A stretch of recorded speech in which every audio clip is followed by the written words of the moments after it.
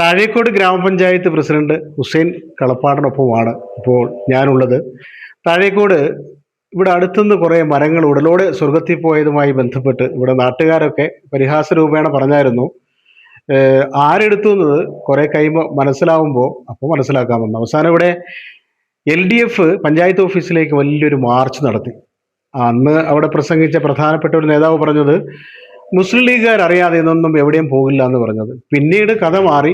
ഒരാൾ പ്രതിയാവുന്നു, അദ്ദേഹത്തെ പാർട്ടി പുറത്താക്കി എന്നൊക്കെ പറഞ്ഞു കേൾക്കുന്നു. ഏതായാലും പ്രസിഡന്റിന് ചോദിക്കാം. നാട്ടുകാർ പറയുന്നത് അങ്ങനെ വലിയ വിവാദവും പ്രശ്നങ്ങളൊക്കെ ഉണ്ടായി കഴിഞ്ഞപ്പോൾ ഇപ്പോൾ LDFും UDFും കൈകോർത്ത് അത് ഏതാണ്ട് അവസാനിപ്പിച്ച മട്ടാണെന്നൊക്കെ പറയുന്നു. അപ്പോൾ വലിയ പ്രതിഷേധമൊക്കെ നടന്നതല്ലേ പ്രസിഡന്റ്? ഇപ്പൊ ശരിക്കും പറഞ്ഞ ഇതിന്റെ അവസ്ഥ എന്താണ്? ഇപ്പോ ആ സംഭവത്തിന്റെ അവസ്ഥ എന്താണ്? നോക്കൂ, താഴെക്കോട് ഗ്രാമപഞ്ചായത്തിലാണ് LDFും UDFും തമ്മിലുള്ള രാഷ്ട്രീയ പോരാട്ടങ്ങൾ നടക്കുന്നൊരു സ്ഥലമാണ്. ഒരിക്കലും LDFും UDFിനും ഒന്നാകാൻ സാധിക്കുകയില്ല, ഒരു കാരണത്തിലും സാധിക്കുകയില്ല.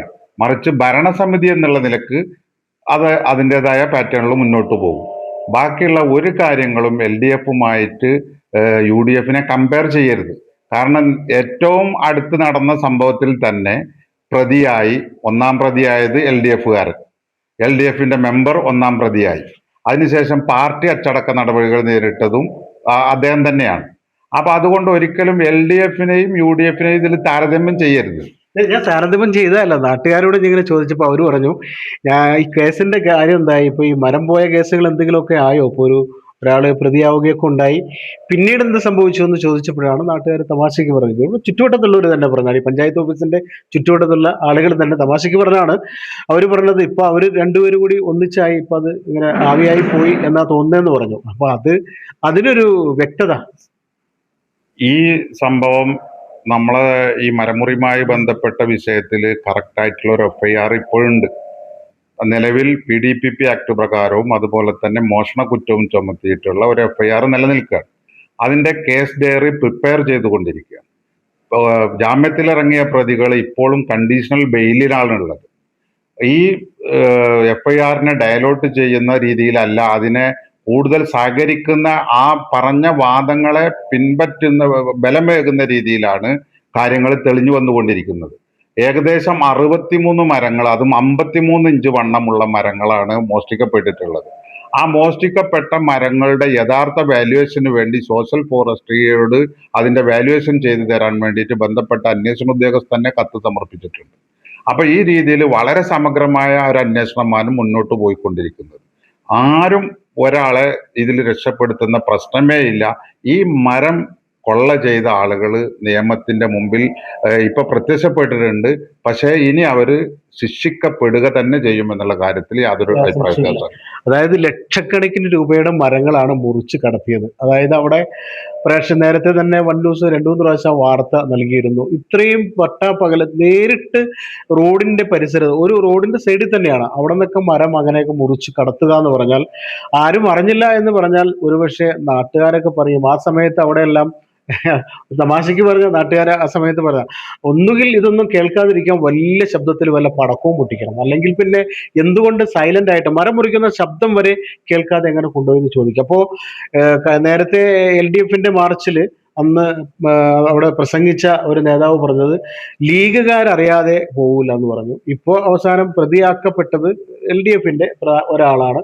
ഇതിപ്പോ ഇങ്ങനെ പോകുമ്പോൾ ഇത് അവസാനം ഈ വലിയൊരു കൊള്ള, ആ കൊള്ളയിൽ പ്രതിയാക്കപ്പെട്ടവർക്ക് തീർച്ചയായും കൃത്യമായ ശിക്ഷ ലഭിക്കണമെന്നത് നാടിന്റെ ആവശ്യമാണ്. അതിന് നിങ്ങളുടെ ഭാഗത്തു നിന്ന് പൂർണ്ണമായിട്ടും അതിനുള്ള ശ്രമം ഉണ്ടാകും.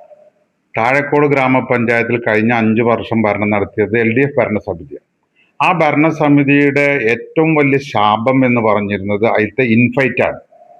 ആ ഇൻഫൈറ്റിന്റെ ഭാഗമായിട്ടാണ് വളരെ പെട്ടെന്ന് പ്രതിയെ തന്നെ മുന്നിൽ നിർത്തി അവര് പ്രസിഡന്റ് രാജിവെക്കണം എന്ന് പറഞ്ഞ് സമരം നയിച്ചത്. ആ സമയത്താണ് കാര്യങ്ങൾ കൂടുതൽ വ്യക്തത വരുന്നത്. പഞ്ചായത്ത് ഭരണസമിതിയെ സംബന്ധിച്ചിടത്തോളം ഇതിന്റെ അന്വേഷണ ഉദ്യോഗസ്ഥന്മാർക്ക് അന്വേഷണത്തിലേക്ക് എത്തുന്നതിനും പ്രതികളെ കണ്ടുപിടിക്കുന്നതിനും വേണ്ട സഹായങ്ങൾ ചെയ്യലാണ്. അതായത് ലഭ്യമായ എല്ലാ തെളിവുകളും കൈമാറലാണ്. അത് പഞ്ചായത്ത് ഭരണസമിതി ചെയ്തിട്ടുണ്ട്. അതിന്റെ അടിസ്ഥാനത്തിൽ അന്ന് പ്രകടനത്തിൽ നിന്ന ആൾ തന്നെ പ്രതിയായി മാറി. ഇതിലപ്പുറം ആധുനിക കുറ്റകൃത്യങ്ങൾ നടക്കുന്ന ഒരു ക്രൈം സീനിലും അതുപോലെ തന്നെ ക്രൈം നടന്ന അനന്തരമുള്ള എല്ലാ അതേ രീതികൾ തന്നെയാണ് ഇവിടെയും കണ്ടിട്ടുള്ളത്. അപ്പൊ ഇത് ഒരു സംഘടിത കുറ്റകൃത്യമാണെന്ന് ഞാൻ നേരത്തെ പറഞ്ഞതുപോലെ ഇത് ഒരു മെമ്പറിൽ മാത്രം ഒതുങ്ങുന്നതല്ല. ഇത് വളരെ ഓർഗനൈസ്ഡ് ആയിട്ടുള്ള ഒരു ക്രൈം സിൻഡിക്കേറ്റ് വർക്ക് ചെയ്യുന്നുണ്ട്. ആ സിൻഡിക്കേറ്റിന്റെ ഭാഗമായിട്ടാണ് ഇത് നടന്നിട്ടുള്ളത്. ഏതായാലും അന്നത്തെ സമരത്തിൽ പ്രസിഡന്റിനെ കുറിച്ച് ഒക്കെ പറഞ്ഞത് പ്രസിഡന്റ് രാജിവെക്കണം, മുസ്ലിം ലീഗിന്റെ ഭരണസമിതി ഭരണപക്ഷത്തുള്ള ആളുകൾക്ക് പങ്കുണ്ട് എന്ന തരത്തിലൊക്കെ ഞങ്ങൾ വാർത്ത നൽകിയിരുന്നതാണ്. അപ്പൊ ഏതായാലും ഇപ്പോൾ പ്രസിഡന്റ് പറയുന്നത് ഇത് ഒരു ആൾ മാത്രം വിചാരിച്ചാൽ നടക്കുന്ന കാര്യമല്ല, ഒരു വലിയ സംഘം ചേർന്ന്, അങ്ങനെയാണ് പ്രസിഡന്റ് പറഞ്ഞതിൽ നിന്ന് മനസ്സിലാവും, ഒരു സംഘം ചേർന്ന് നടത്തിയ ഒരു മരംകൊള്ളയാണ്. അതിൽ പ്രതിയാക്കപ്പെട്ടവർക്ക് ശിക്ഷ ലഭിക്കുന്നത് വരെ പഞ്ചായത്ത് ഭരണസമിതി ഭരണപക്ഷം അതിന്റെ പിന്നാലെ ഉണ്ടാകുമെന്ന് പ്രതിയാക്കപ്പെട്ടവർ ഉൾപ്പെടെ ഇതിന്റെ പിന്നാലെ ആ മരംമുറിയിൽ ഉൾപ്പെട്ടിട്ടുള്ള ആളുകൾക്ക് ഒരു മുന്നറിയിപ്പാണ് പ്രസിഡന്റ് ഹുസൈൻ കളപ്പാടം നൽകുന്നത്.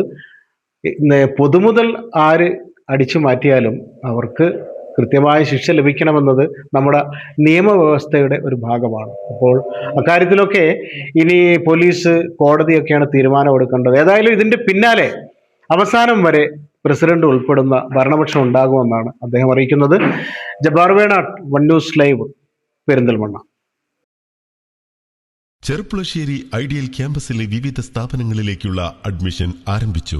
കാലിക്കറ്റ് യൂണിവേഴ്സിറ്റി അഫിലിയേറ്റഡ് സ്ഥാപനമായ AICTE അംഗീകൃത ഐഡിയൽ ആർട്സ് ആൻഡ് സയൻസിൽ പുതിയ കാലത്ത് ജോലി സാധ്യതയുള്ള ആഡ് ഓൺ കോഴ്സുകളോടെ BA, BSc, BCom, BSW, BCA, BBA തുടങ്ങിയ ഡിഗ്രി പ്രോഗ്രാമുകളിലേക്കും MA ഇംഗ്ലീഷ്, MCom, MSW തുടങ്ങിയ regular BEd and DEIED and ITI കോളേജുകളിലേക്കുള്ള അഡ്മിഷൻ ആരംഭിച്ചിരിക്കുന്നു. Ideal arts and science college, Cherpulassery.